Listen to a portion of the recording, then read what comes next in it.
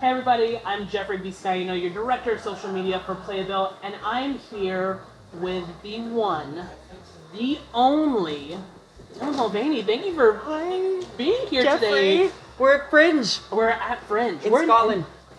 Wild. I can't. You're American. Yes. American.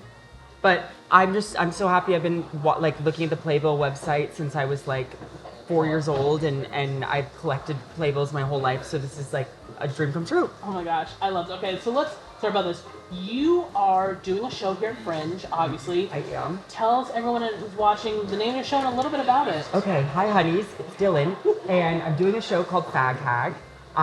This was something that I've wanted to do for a very long time. I especially after I started blowing up online, I realized that I needed to kind of reintroduce myself to the world as a performer. And I think for trans people right now, sometimes finding the perfect vehicle for that or finding the perfect story can be really tricky. And so I wrote my own.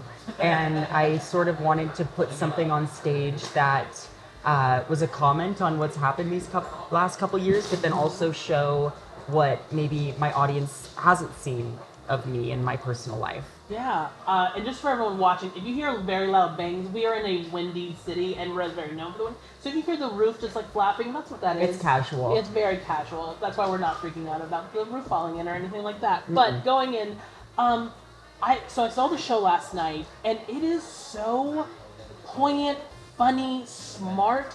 And this is your first time writing? Yes, well, I just finished my first book, but I have done a lot of musicals and plays, but I'd never written one before. And I just sort of put everything in there that I would have been upset if somebody else did it first. So that's why, like, we get Lush Cosmetics, and I'm running on a treadmill and high heels and all these things that I think visually I was like, ooh, that feels so on brand for me.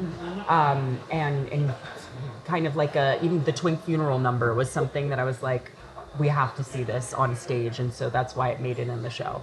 I love that. So tell me, for you, when you were like, all right, I'm gonna write my own show, where did it start on the page for you? Like, how did the process begin? Well, it was with the title, actually. Okay. Last summer, I was with my good friend Chris Olsen, who's also big on TikTok, and we were at a wedding together, and we were having so much fun. And I realized, like, that was the first time I had a gay best friend, and because I always was the gay best friend before. Sure. And so I was like, oh my God, I'm his fag hag. And I realized that my life has sort of made this like 180, and all the relationships in it started to change, not only with my family, but with my best friends and now lovers. And so I really wanted to find a way through the show to like comment on some of these relationships and how they changed. And the show is only allowed to be 60 minutes for Fringe, but I have many ideas on how to expand that. And so I'm really hoping that this is sort of just like a kickstart for what will hopefully be a longer and different show. Yeah, and you mentioned your Twink funeral number, Yes. which it is a musical, by the way, people. Like We get numbers in there. Yes, you do. And you have some pretty amazing writers who have helped you with this musical. Yes. Talk about them and that of process. course, so Mark Sonnenblick, who I became known through Benj Pasek. They worked together, and we worked on the Twink funeral number as well as the finale. And then the finale was also Abigail Barlow from Barlow and Bear and Bridgerton the musical. And then me and Ingrid Michaelson wrote this sort of 11 o'clock number together. And that was so unreal because I've been listening to Ingrid since I was like crying as a 14-year-old with my hormones going wild. And so I think I was really inspired by seeing SpongeBob and how they had all these different writers. Yeah. And so I think as I continue, adding numbers and expanding the show, I would really love to work with all these different kinds of people that I've always admired. That is fantastic. And so, for those who maybe have not seen the production photos or anything, but the set is beautiful. She's cute. She is so cute. Tell me, did you have a hand in that as well? Yes, well, thank God Tim Jackson, my incredible director, kind of oversaw all the design elements because I was still writing most of it. Sure. And I said, when in doubt, think pink, because that feels very on brand for me. And we sort of built what one of the major scenes is in a Costco. And so I was like, if we're putting a bunch of stuff on the walls, and at least I can be pulling things from there, and it becomes so many different environments. But it kind of feels like a heavenly Barbie-esque Costco. Yeah, absolutely.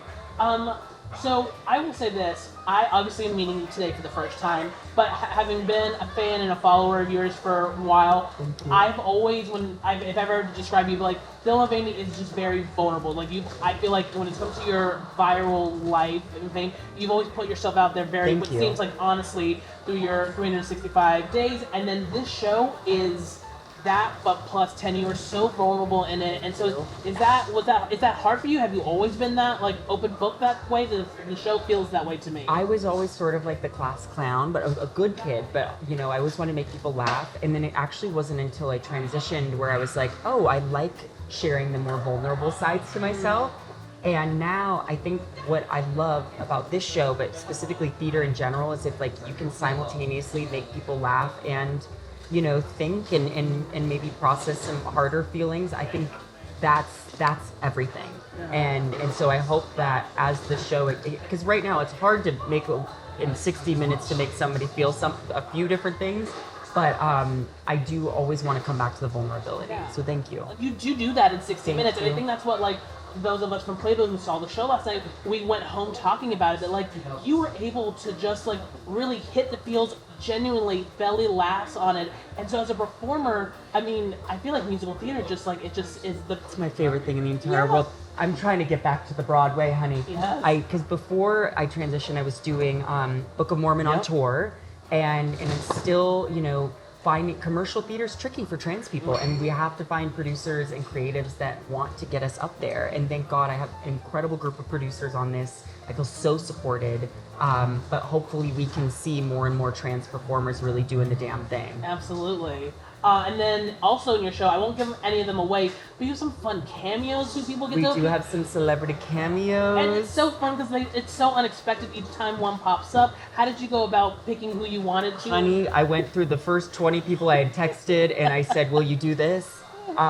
Joe Locke has been a favorite that people have appeared from Heartstopper. Hi, Joe. I just did Sweeney Todd. Yes, you did. JVN. I think, and actually I have a lot of ideas for the future of the show and how sort of other, people can be included in these videos and through voiceover, and Alan Cumming. Mm-hmm. So we've got some really fun ones. Well, I mean, Alan Cumming, that's one thing that last year when we came, now this year as well, I was like, how do I find the Trader's Castle, and how do I get in there? It's somewhere around here, right?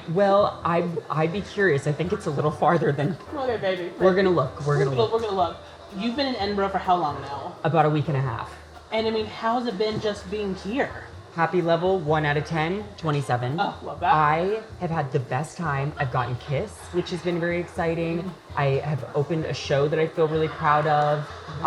It's also crazy the amount of Americans that are here and in the industry and seeing theater. And I think what was a little spooky was the Fringe has now become, we've seen Baby Reindeer come and Fleabag and all these amazing things that the pressure felt so high. But it is so supportive. And I've been seeing 2 or 3 other shows a day, which has been kind of amazing as you're building something else to then go support other people.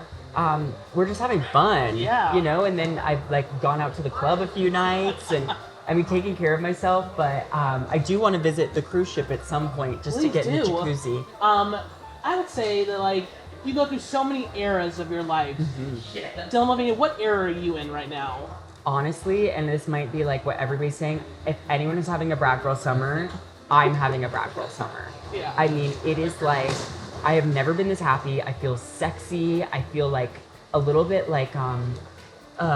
just limitless. Yeah. And I think I'm gonna just keep riding that wave. And I wasn't the biggest, I wasn't not the biggest Charlie XCX fan, but now I ride hard for her. Mm-hmm. And I just feel because we do have a Charlie XCX song in the show that's playing during one of the scenes. Absolutely. So I'm gonna lean in and just say Brat Girl Summer. What era are you in? That's a great question. I think I am. Oh, this is a great question. I am in. I'm gonna be real with you because I just came straight from New York. I am in my sweaty boy summer right now.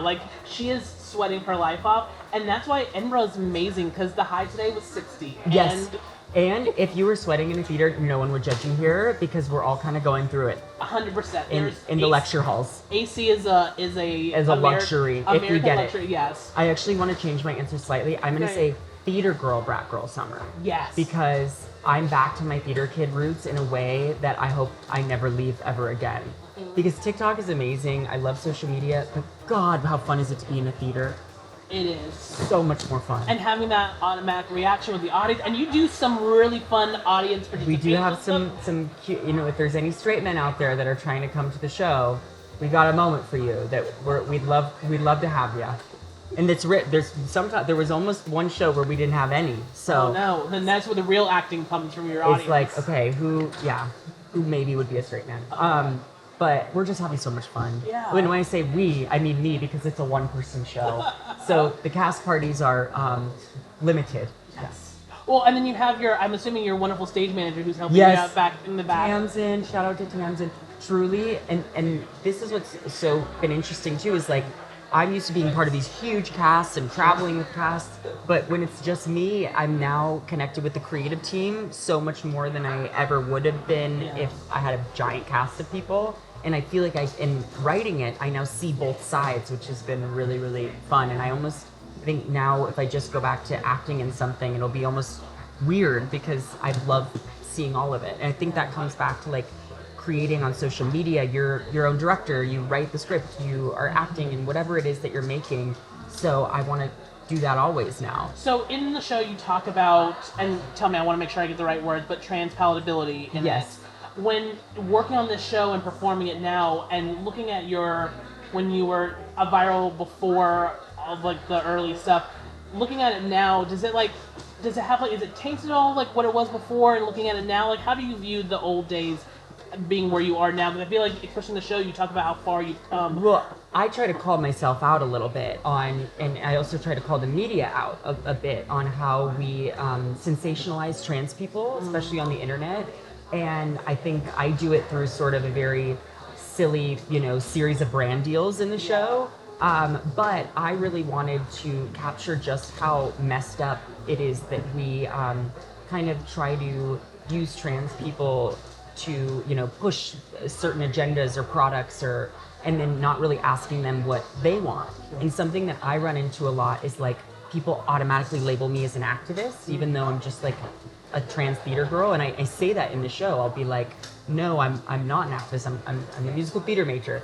And it's so funny because still sometimes when I'm getting, written about outside in the world, even about this show, they'll be like, trans activist Dylan Mulvaney does musical, and I'm like, no, that was the whole point of the musical, is that to show people that that's not what I am. Yeah. So I think we have to listen to our friends and our peers and really see how they want to be interpreted, because I don't want to be interpreted as an activist. And I mean, that's what kind of going back to what I was saying before about how open and honest you are. I love that, like, you make yourself the butt of a joke quite often in your show, and I think that takes such like maturity and like self-awareness, so like kudos to that as well, because it's half the fun of the show as well as how you poke fun of yourself and the world around you. Right. And I don't like making fun of other people so much, and I feel very confident enough in my womanhood and my personhood to like call myself out, because there have been things in these last few years that have been absolutely ridiculous,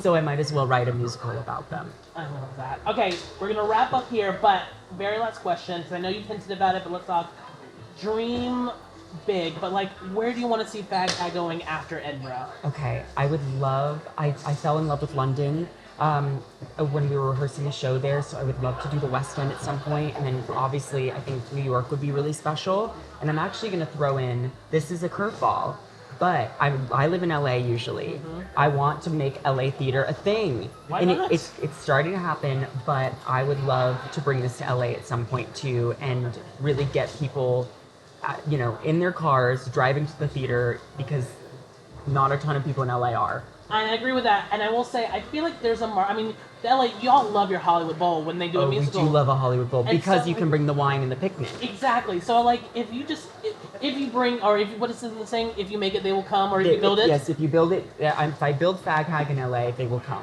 100%.